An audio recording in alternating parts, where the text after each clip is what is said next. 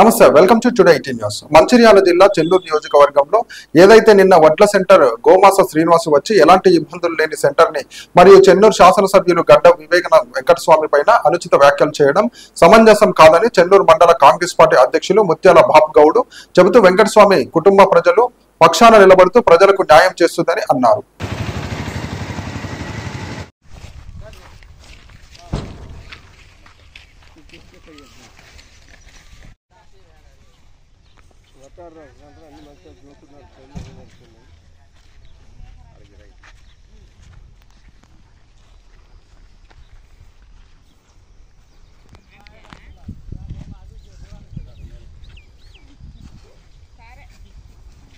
అన్నారారు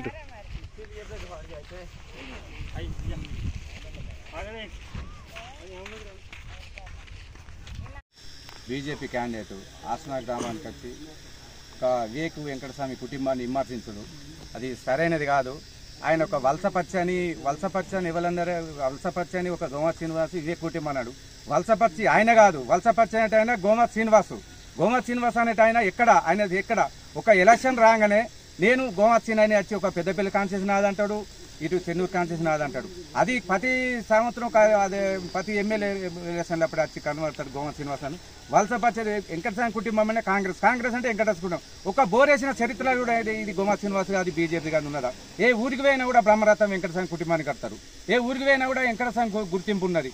ఏ ఊరికి పోయినా వివేక్ వెంకటస్వామి ఉన్నది. ఒక బోరేసి నువ్వు ఇక్కడ మాట్లాడాలి సవాల్.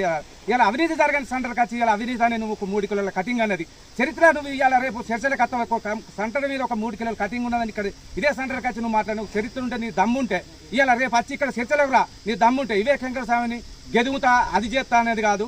దమ్ము లేకపోతే తప్పు లేని మాటలు పోతే నిన్ను గెదుగుడవుతుంది, చెన్నూరు ప్రజలు నిన్ను గెదుగుడవుతుంది. అది జాగ్రత్త. గోమా శ్రీనివాసు అట్లాంటి తప్పుడు సమస్యలు మాట్లాడకు వివేక్ వెంకటస్వామి మీద.